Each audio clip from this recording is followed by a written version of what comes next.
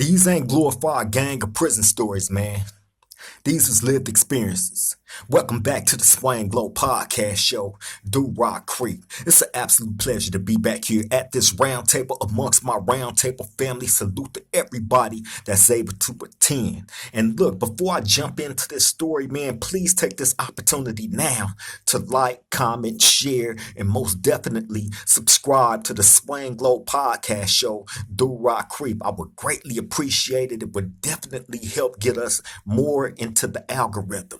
So man, take that opportunity now if you haven't already did it. And to those of y'all that have become part of the family, salute to all of y'all. You chose right. Now look, man, I'm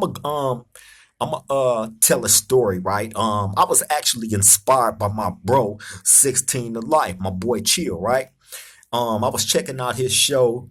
He did an episode on the OG Snow Rock from San Diego neighborhood 40 Crip, right? Who happens to be a white guy who's a Crip, right? Excuse me. Now, he is his name has been out there for years. You know, I've never met him personally, but I've heard nothing but good things about bro. You know, I actually got a story that I might when I spin back out to Dago about they homeboy Big Mike Lowe. You know what I'm saying? Yeah, I might spin the block and tell that story. You know, that's bro right there, as well as little Mike Lowe. But anyway, I'm watching 16 to Life. You know, do this wonderful episode, and I'm thinking. I was sitting there thinking. I'm like, you know what? I remember in 1997 on the Sea Yard when I was in Salinas Valley State Prison, a white Crip showed up there and all hell breaking loose. Right. So shout out to 16 Life, man, because he inspired me to, by watching his episodes for me to remember this story. And he actually told me, like, man, you should do a episode about that. So, you know, he definitely inspired this whole thing. So shout out to 16 to Life again. So anyway, man, yeah, this incident happened in 1997 in Salinas Valley State Prison on the Sea Yard. Now, what I have to tell y'all is this, man. At that time, Salinas Valley State Prison was considered to be the absolute most violent and worst prison in the state of California at this time. And you got also have to remember this prison was just opening up. It had just opened up at the end of 1996. You feel me? So anytime a prison is just opening, you know, instantly, automatically politics come into play because, you know, things is trying to get established on the yard as far as who's going to be where, you know, what space is going to belong to who. And, you know, you trying to iron out all the kinks in that. And sometimes in the midst of trying to figure that stuff out, a war can pop off, you know. So it's already like tense off the top. So just imagine a brand new prison that's tense like that off the top. It's constant riot after riot. Hey man, y'all can do y'all research on this. Go back and check about all the riots that was taking place in Salinas Valley State Prison in the year of 1996 and 1997. You know, with the blacks and whites, with the blacks and Southern Hispanics, you know, it was always something. And then when it wasn't with one of these different ethnicity groups, then, you know, it's always in internal stuff going on. You feel me? So anyway, with this particular situation, man, this happened in 1997 on the Sea Yard in Salinas Valley State Prison. I believe at this time, I'm almost positive at this time, me and X-Rated was cellies, right? And I've told y'all, already spoke about, you know, my experience with X-Rated. However, in the midst of, like I said, it was a lot that took place during the time when me and him was together. Stuff I haven't even spoke about. It's a whole lot I haven't spoke about, including this story right here, right? So anyway, I believe me and him was still cellies at this time when this incident took place. But one of his homeboys had just got to the prison who happened to be a white Crip. He was white, right? Went by the name of Cornbread, bread, right? He was from 29th Street Gordon Block, X-rated some 24th Street Gordon Block. So anyway, this guy land on the yard. When he land on the yard, he land on our side of the yard. I believe he was in like 1 or 2 block, right? When he first got to the prison, but they had him on orientation. Meaning when you're on orientation, you just get into a new prison, they're not gonna let you out your cell until you go to a committee. The only way you're gonna be able to get out your cell is um probably walk to the kitchen and go into the shower. And that's it. Other than that, it's right back in the cell. You don't come out until you go to committee. They have to clear you. So bam, when he first come to the prison, he's on orientation. Bam, that's when everybody find out that it's a white Crip on the yard. Now, anytime a white Crip hit the yard, it's tension. Off the dribble is tension because the whites have their politics. And certain politics they try to push. Certain politics they try to be extreme about. And as far as a white Crip hitting the yard, that's something that they always gonna have a problem with. They feel like these dudes are race traders, right? So they try to pluck them out. They feel like they can't be in coexistence with a race trader, right? So sometimes they gonna try to attack, right? This is back then. So bam, we hear that he there. We hearing that he want to come out and get cracking on the white boys immediately. No talking, no questions asked, or nothing. Right? This is what we hearing. So bam, we're also hearing that this same white Crip had a father. His father was a high-ranking skinhead, right? Who was in the shoe, in Pelican Bay shoe, right? For whatever. I don't know what he was. A lot of them type of dudes that's high ranking like that typically is in Pelican Bay shoe somewhere with indeterminate shoes. That's how it was back then. And these are the dudes, I guess that they considered to be the worst of the worst that they were housed in there, right? A lot of the times they'd be back there for years, indeterminate, you know. So anyway, his father was high ranking skinhead who was in Pelican Bay shoe. I guess he had when this guy, the son, was in the shoe, the father was telling him that he had to denounce being a Crip or that he was gonna put the green light on his head. Any main line he hit, right? And he meant that. The son refused to denounce being a Crip. So every time he got out the shoe or out the hole, because he stayed in the shoe, stayed in the hole. Every time he got out and he hit a main line, he come out and he get off immediately. So when he hit our yard, this is what he's talking about doing. So bam, they ended up taking him and moving him to the other side of the yard. Same yard I told y'all how a 180 design level 4 maximum security prison is built, right? It's a pit. It's a circle. You feel me? And within that circle, just imagine a brick wall going straight down the middle of that circle, right? So it's split. It's two sides. You feel me? One side will have 4 buildings on it, and then the other side will have 4 buildings on it. You know. So anyway, when they moved him, they moved him to the other side of the wall, to the other side of the yard. So bam, now when he get over there, he's pretty much telling the Crips over there the same that he wanted to come out and get off. You know, I guess he didn't want to be a sitting duck, which makes sense.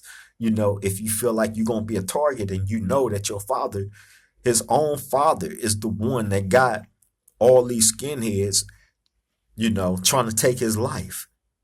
His own father actually put that green light on his own son. So any main line that he hit, that he was going to, they was trying to take his life from him because he was a white Crip. But with this particular guy, man, what I can say during that time period, he stayed down.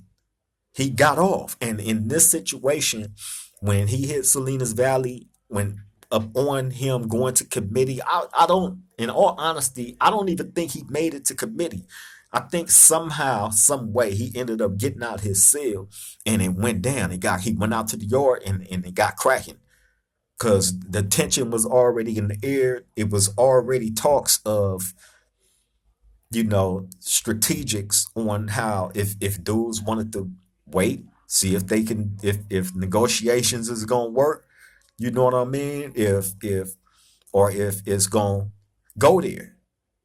9 times out of 10 it's gonna go there because, like I said, these white men, they feel strongly about these dudes that they consider to be race traitors by becoming Crips or Bloods and then bringing that into the jailhouse around them. So they have they politics that they used to try to push like that, right?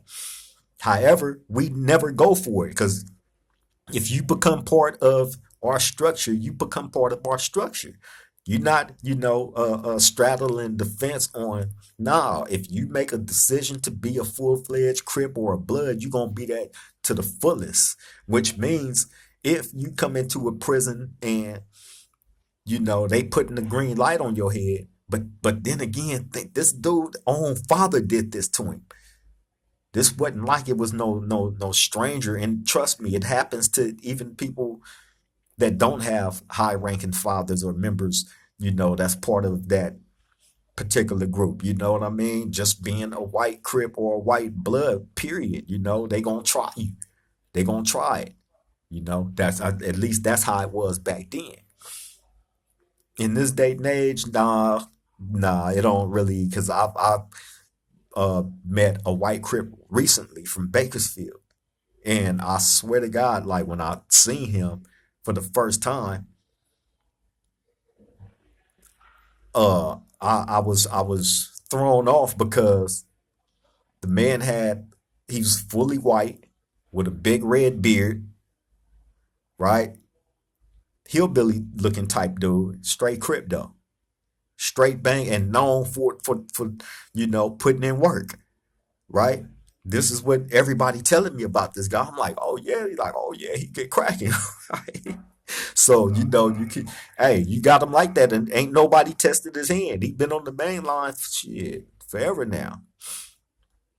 You feel me? So it's not like how it used to be back then. But with this particular guy from 29th, like I said, this dude Brad was from 29th Street, Gordon Block, Crip, Sacramento, right? He come out to his first time going out to the yard when they moved him to the other side, got cracking. And all the other Crips that was out there with him, they ended up getting cracking, right? On the white boys. Full-fledged little ride on that side. So bam. Now, the warden already is it done kicked off, right? So bam, now. But I do remember like before that happening, us getting with, other Crips, other blacks on the yard in regards to that as to what the appropriate approach was on that situation. Should we, do what we do or be sitting ducks, sit back, wait, and be on the defense? I wasn't really with, being on the defense like that. However, I was taught to not jump the gun on stuff. So, you know, I don't know, man. I like going with my gut, but at the same time, I'm not bigger than the program. None of us is, So I do remember discussions being had, and in the midst of those discussions being had, that's when they moved old boy dude bread to the other side of the yard. You know, so I think that's what pretty much put a cap on the conversations as far as you know getting cracking off the top or you know standing down and just waiting, you know what I'm saying, to see what the negotiations was going to be. Well, not negotiations, but the conversations on, you know, if the white boys wanted to pursue a war or not, and they most definitely wanted to pursue that war because they tried their hand, they got smashed, of course. Um, and again, let me say this, man. I don't tell these stories for the glorification, of hyping up anything about prison. This is strictly to educate y'all about situations because a lot of y'all jump into this culture, man. Y'all make decisions based on thinking that certain things, certain aspects of this lifestyle is cool, and you're not understanding further on down the line is consequences to your decision making.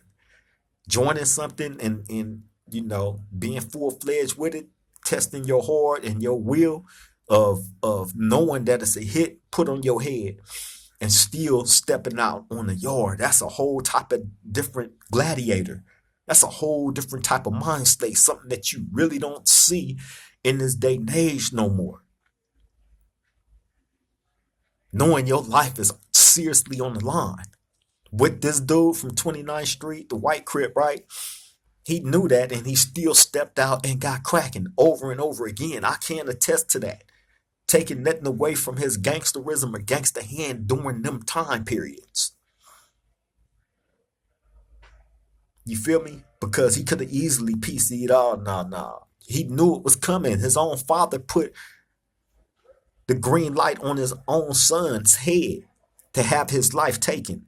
So anytime he hit a man line, they was trying to take his life. You feel me? And think about that. Think about how deep that is. The politics behind all this prison stuff have to run deep if a father is willing to put a price on his own son's head because of his different political beliefs. This is how deeply racial a lot of the prison politics is in California, unfortunately. That's something that y'all really need to be educated about because a lot of that stuff is taken out into society and is, you know, poisoning many communities with, a lot of hatred. You feel me? And some of that stuff have to be pointed out. You have to understand where it come from in order to understand how to combat against it. You know what I mean? You can't take just one aspect of what's being said about this stuff and run with it, man. You got to understand, like, for instance, I've said it before, I'll say it again. In prison, right? When you go to the hole and you get back there, you have homies that's already back there, right? And then you got PCs that's back there as well, all on the same tier. And they're gonna make sure they're gonna ask you as soon as you get in there, are you active? And they're asking, are you active? Basically, are you still gang banging or are you PC? Get back there, oh yeah, I'm active. So all the people that's active, the people that's not PC, the dudes that's considered to be of good people, right? They're gonna embrace you. The PCs, nah, it's not gonna happen. And the general population people that's back there do not deal with the PCs. And the PCs, when all they gonna do is woof. That's all they gonna do is talk a whole bunch of crap all day, all night, knowing you can't get to them. Other than that, you know. But then you got some that understand that we ain't gonna be able to get to each other, so why waste time woofing? You got some that do understand that is on that side. So some will woof, some won't. I remember having one next door to me. Oh my God. Oh my God. He was next door to me. This fool used to beat on the wall, kick on whatever, and just call me every name in the book. Every name in the book. You feel me? But you know, that's the nature of that environment. One don't deal with the other. If one deal with the other, then you're considered to be of that same quality of person. So one don't deal with the other. We understand that these dudes is going to work with the police or have worked with the police already. So why would we want to deal with somebody that was willing to compromise, you know, uh, you know, what they were supposed to believe in and uphold, to be part of, the police society. You feel me? So yeah, man, we one don't deal with the other. So I look at it like if we're gonna take certain penitentiary rules and apply to certain aspects of what's going on in free society, then that one should be at the top of the list of not dealing with PCs. Period. I mean, but that's just me. That's just me. I can't impose, just like the next man can't impose his will and ways upon me, you know. So I get it, I understand, but at the same time, to those that's of the same quality ways of thinking and living as myself, then I salute you, and this is for you. You feel me? Point blank, period. But yeah, man, I just be tripping on that. Like I see a lot of stuff going on online and people dealing with people, and I choose to stay away from it. I would lend my penitentiary advice, to those that want it. If you don't want it, then cool, it's not for you. We're not for everybody. Like everybody is not for us. We get it, we understand it here at the Swing Glow Podcast. That's why we stay in our lane. You feel me? And stay about the things. You feel me? We have a whole different mission, man. I like to brag upon that because I look at it as being great. Being able to add something of worth, to our culture, to our communities, and not be in the category of tearing down another black man, black woman, you know, um, but rather help build through these videos of giving different testimonies and stories to help y'all, man, see like prison and jail is that's not it. You don't want it. You don't want it. I'm telling you, man. Think about the story that I just told you about the white Crip that got, the green light put on him by his own skinhead father.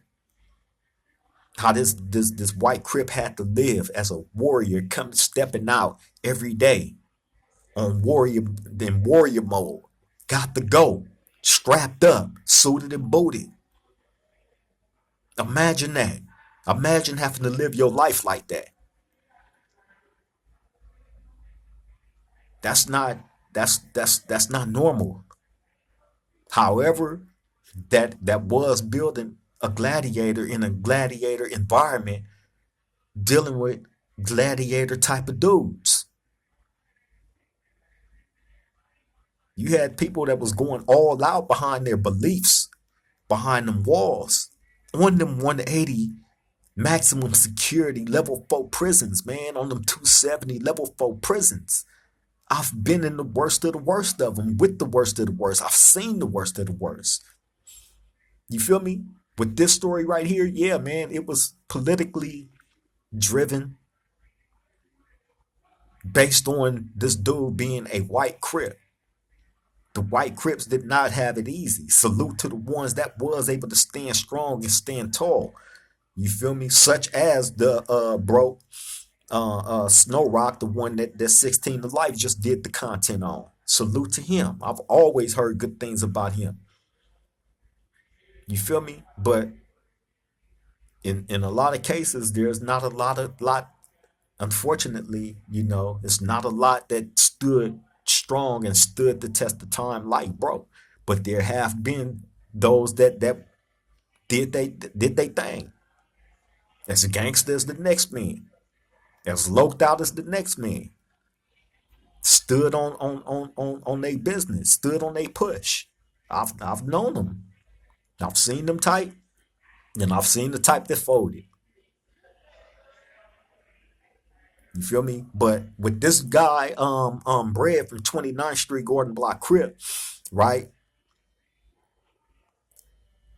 Further on down the line, right? I see this dude in the hole in Calipatria State Prison. And I remember the homies, I believe the homie Stutterbox from Angelo Mafia, that's my little bro. Uh and I believe Hoover Gumby. I can't I'm almost positive it was these two that was telling me that dude was upstairs in the PC section. This same white Crip, this same white Crip, right, was upstairs in the PC section, and this dude was actually PC'd up, and I believe he was a witness against somebody that was fighting a serious case, right? He was snitching.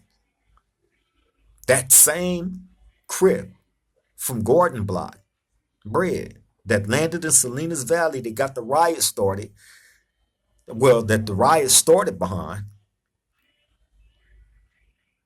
that was stepping out, handling his business, ended up going PC and being a snitch and testifying against somebody that had caught uh, uh, unalive and in prison.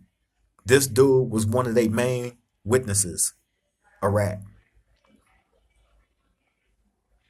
So all that soldierism that he was doing, that's why I say, man, salute to Snow Rock, man, from San Diego neighborhood, rolling 40 Crip. It's not a lot like him. Salute to the ones that is like him, that did have that soldierism in their heart, that stood the test of time. You feel me? But yeah, man, that's how the story ended for the guy, Bread from 29th Street, the white Crip. I guess his father finally broke him by putting that hit on his head. His own father put the hit on his own son's head. Imagine that. And eventually, I guess it broke him to the point where he ended up going PC and was a special witness on unaliving in prison. Nasty word. But yeah, man, I'm finna go ahead and wrap this on up, man. I just wanted to bring that story to y'all. Again, the homie 16 to life definitely encouraged it. He reminded me of this situation taking place in Salinas Valley State Prison in 1997 on the Sea Yard, with the white Crip from Gordon Block, from 29th Street, Gordon Block Crip, by the name of Cornbread, right? But yeah, man, it was definitely a pleasure being able to come here and share that story with y'all, man. Salute to everybody that jumped in the chat. Shout out to everybody, man, that took this opportunity to subscribe to the Swang Low podcast, man. Share the video too, man. Make sure y'all start sharing it, man. And please leave comments, any suggestions or any of that, man. Jump in the comment section, hop in the chat, doing the live viewing of the video, man. And I always engage with the audience. I always encourage participation. So please don't be shy about it. Man, we all family here. But I'm finna get up out of here, man. Y'all take care. Y'all stay safe and stay vigilant out there, man. Let the people that's in your life know how much you love and appreciate them, because tomorrow is promised to none of us. Always remember that. On that note, I'm gone. Till the next time we meet at this round table, man, I love all y'all. Triple gang.